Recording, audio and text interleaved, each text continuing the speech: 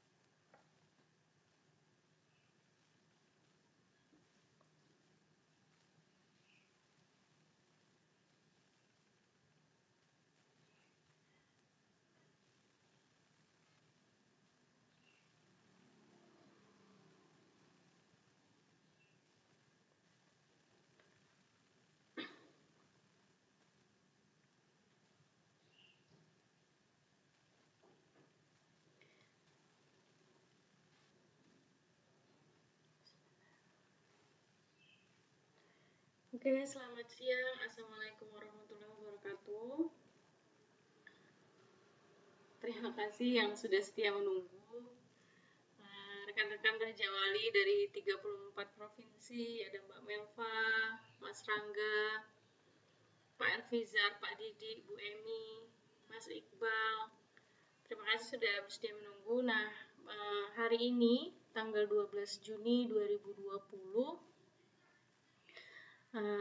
kita melanjutkan seri profesi informatika dengan judul Operation System Development Expert. Sebelumnya perkenalkan terlebih dahulu. Nama saya Destiani, saya dari Provinsi Kepulauan Bangka Belitung. Keseharian saya bekerja, saya berprofesi sebagai seorang guru di salah satu SMK di Bangka Belitung. Tepatnya saya mengajar di jurusan Rekayasa Perangkat Lunak dan Multimedia. Oke, tanpa berlama-lama kita langsung ke materi. Nah, hari ini kita membahas seri profesi informatika yaitu Operation System Development Expert. Nah, materi yang akan kita bahas di hari ini pada webinar ini antara lain ada definisi profesi, kemudian jenjang pendidikan, ada jabatan pekerjaan, terus ada perbedaan programmer dan developer seperti apa, tugas dan tanggung jawab expert ini seperti apa, wewenang, pengetahuan dan keterampilan, unit kompetensi, sertifikasi, dan nanti juga kita akan membahas tentang kemungkinan gaji rata-rata yang didapatkan oleh expert yang satu ini. Nah, untuk definisi profesi secara bahasa, Operation System Development Expert itu adalah ahli pengembang sistem operasi. Nah, jadi apa itu? Yaitu dia menciptakan, memelihara, mengaudit, dan meningkatkan sistem untuk memenuhi kebutuhan khusus seperti yang disarankan oleh seorang analis atau arsitek sistem dalam membuat sistem operasi seperti iOS atau Android atau OS lainnya. Mereka menguji baik perangkat lunak maupun keras, mendiagnosa dan mengatasi kesalahan sistem. Itu kira-kira definisi profesi ini. Nah, untuk jenjang pendidikannya ini saya dapatkan di sadari.com. Nah, dari no diploma sampai dengan doktoral, ya, jadi yang paling banyak jenjang pendidikan yang bergelut di bidang ini, di profesi ini adalah sarjana ya, sebanyak 43%, kemudian disusul oleh master 37%. Dan ada no diploma juga doktoral 4%. Tentunya penerimaan ini tergantung dari apa yang dibutuhkan oleh perusahaan pembuat sistem operasi ya untuk memperkerjakan expert ini, apakah disyaratkan harus ada sertifikasi atau lainnya. Itu untuk jenjang pendidikan. Selanjutnya kalau di dalam jabatan pekerjaannya sendiri, profesi ini terdiri dari beberapa pembagian. Ada operating system developer, kemudian ada application developer, ada operating system analyst, IT developer, serta system developer. Nah, memang ranahnya karena sudah expert ya, jadi dia tidak programmer lagi tapi sudah developer. Sebelumnya kita harus tahu dulu nih apa perbedaan antara programmer dengan developer. Kalau seorang programmer adalah dia yang mampu menyelesaikan masalah dengan menggunakan bahasa pemrograman. Jadi umumnya programmer ini sudah diberikan terlebih dahulu desainnya seperti apa, kemudian model atau alur programnya akan seperti apa. Jadi mereka tinggal menerapkannya ke dalam bahasa pemrograman atau coding. Itu masalah yang dihadapi mereka ya seputaran coding yang mereka hadapi ya, misalkan ada error, bagaimana problem solvingnya dan lainnya. Kemudian kalau dia developer, dia adalah seorang programmer yang sudah terlatih. Mereka tidak hanya menyelesaikan masalah, namun juga membangun sebuah produk.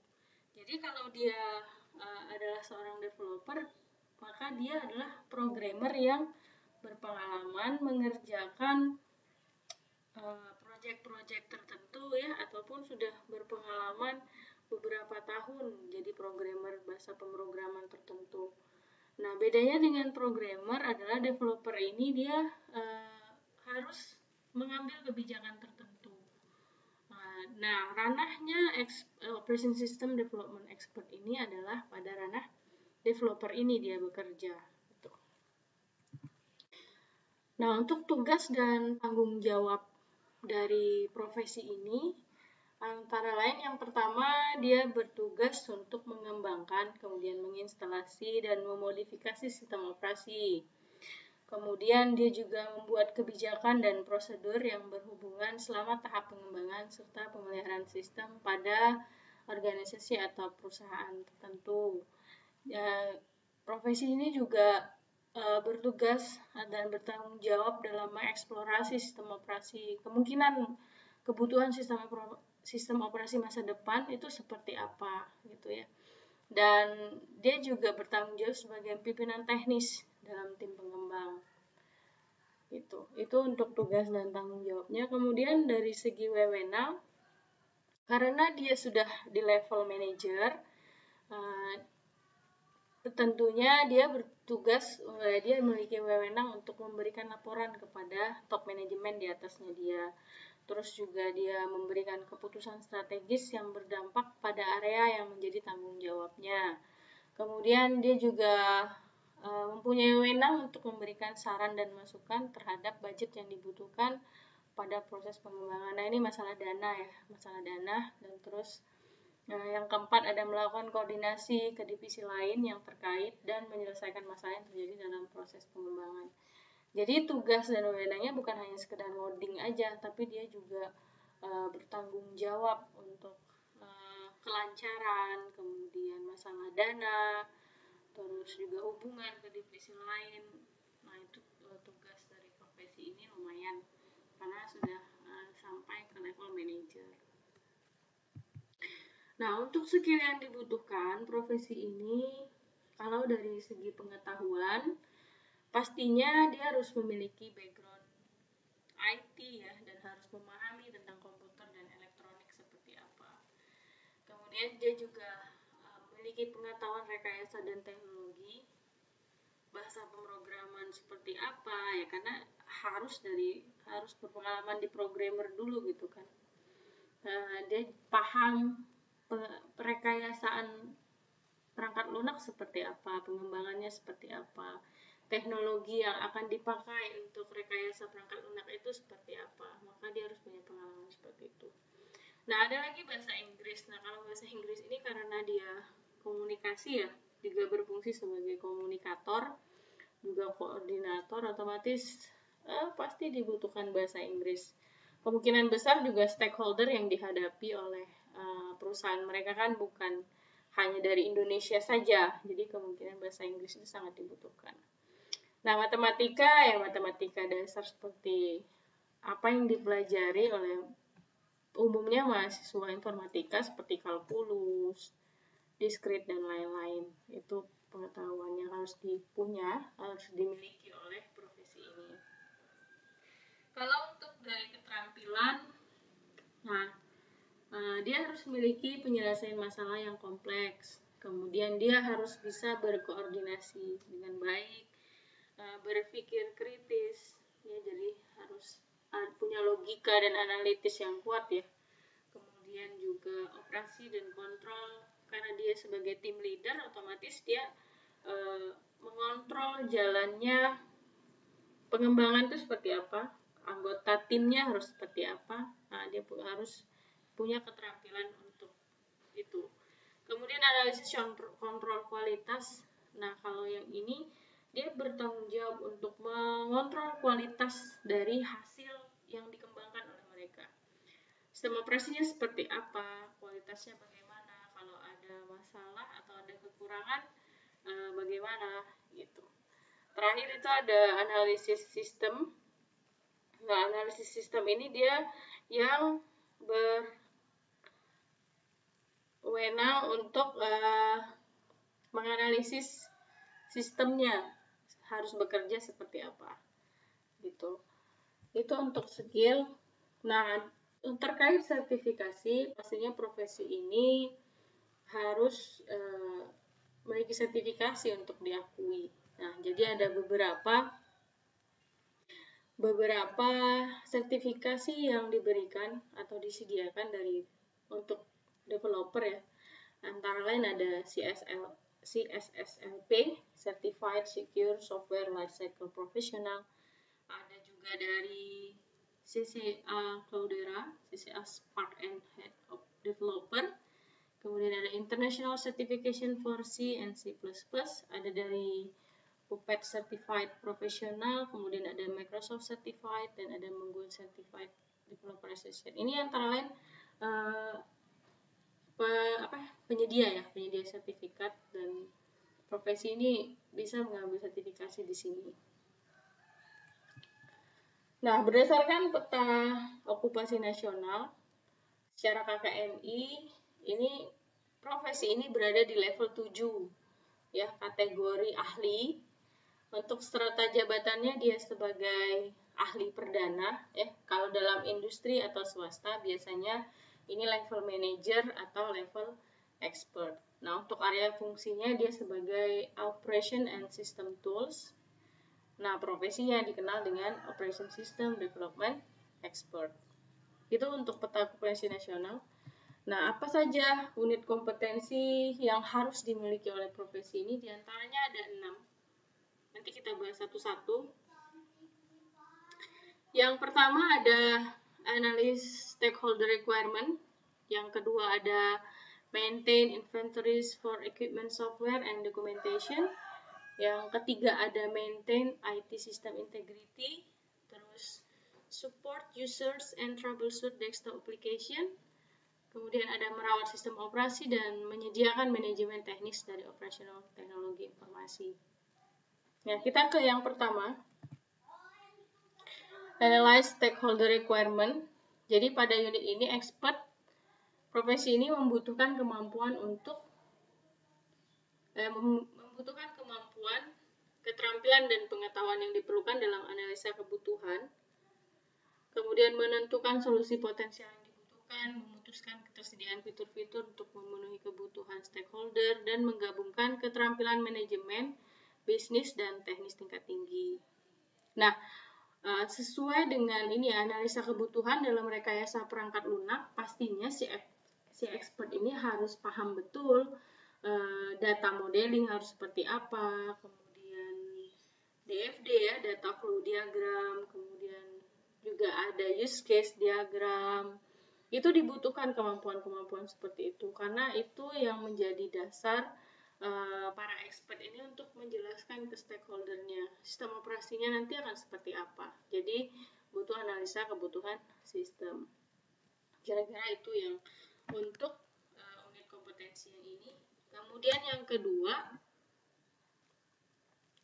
Ada maintain inventories for equipment, software, and documentation. Nah, pada unit ini juga butuh kemampuan, keterampilan, dan pengetahuan yang diperlukan untuk merekam dan menyimpan rincian dari perangkat lunak, perangkat keras, dan dokumentasi teknis. Terus juga memelihara peralatan dan perangkat lunak di lingkungan tempat kerja, baik itu skala kecil ataupun besar. Jadi memiliki kemampuan untuk mendokumentasikan kebutuhan yang tercatat secara lengkap ya. Kebutuhannya apa, software yang dibutuhkan apa. Jadi dalam pengembangan itu nanti butuhnya software seperti apa, peralatan yang dibutuhkan seperti apa, misalkan apakah itu client server, ataukah itu stand alone ya, ataukah atau yang lainnya, teknologi-teknologi lainnya yang dibutuhkan dalam pengembangan sistem operasi itu. Cara kerjanya seperti apa juga harus terdokumentasi dengan baik. Itu untuk level yang ini. Kemudian untuk unit yang ini, yang maintain IT System Integrity, ini kemampuan yang harus dimiliki antara lain dia punya keterampilan untuk melindungi, mengamankan ya sistem operasi.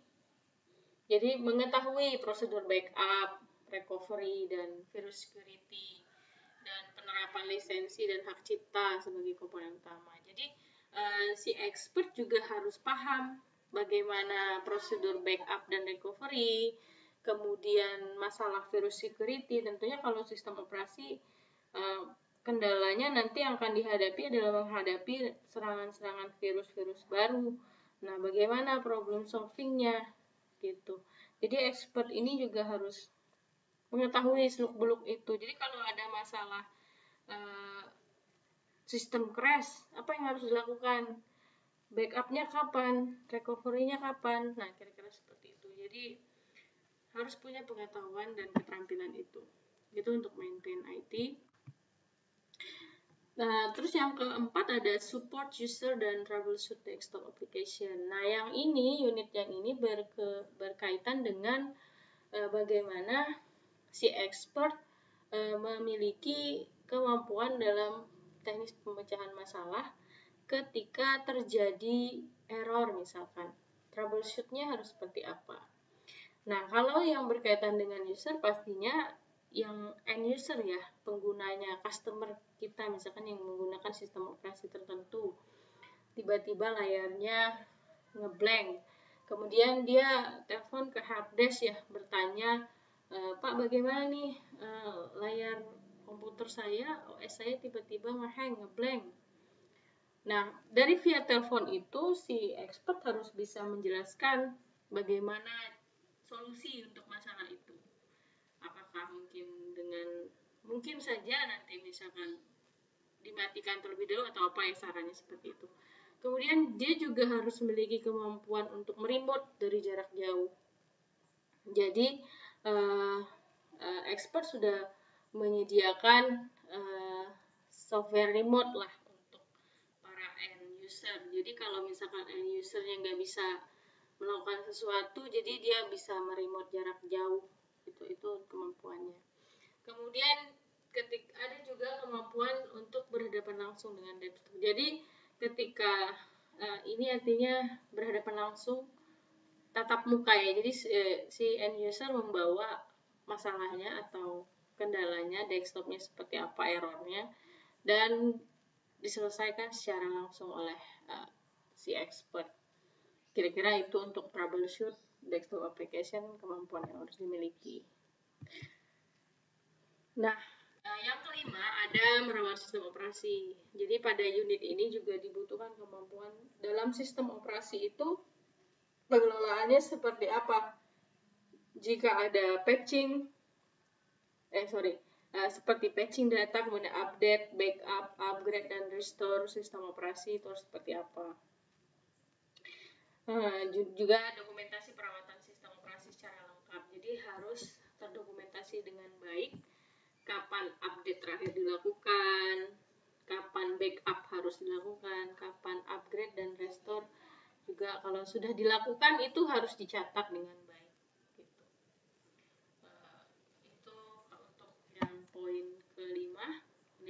versi kelima yang terakhir itu menyediakan manajemen teknis dari operasional teknologi informasi. Ya, kemampuan yang dibutuhkan itu antara lain dia melakukan tindakan operasional teknik ya, teknologi informasi seperti menjadwalkan dan mendesain, kemudian juga melaporkan instalasi infrastruktur apa saja yang sudah dilakukan gitu kan. Kemudian pelaksanaan dan kejadian insiden selama operasional itu seperti apa gitu. Kemudian ada kemampuan untuk melakukan evaluasi operasional seperti analisa tingkat layanan, gitu kan.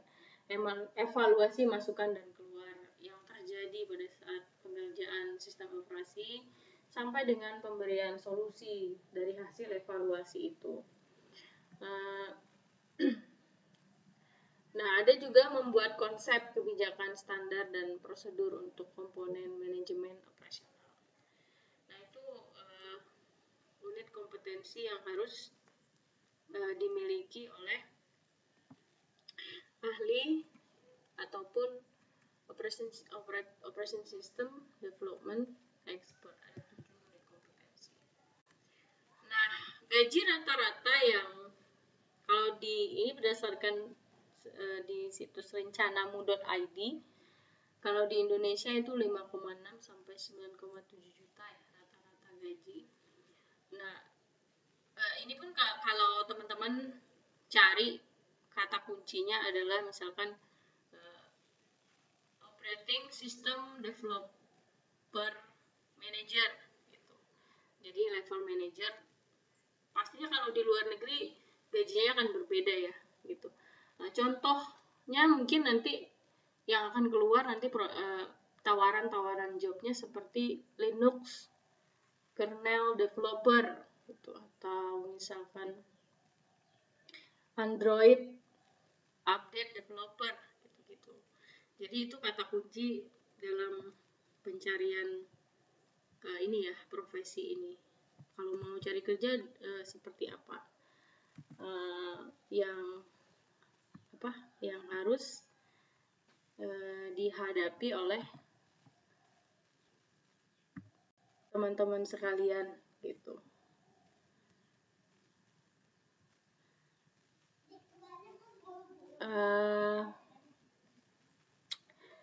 Demikian kira-kira presentasi dari saya terkait dengan Operation System Development Expert.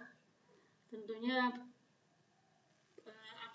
akan bagus sekali jika teman-teman mencari alternatif ataupun sumber-sumber lainnya, itu akan sangat-sangat membantu.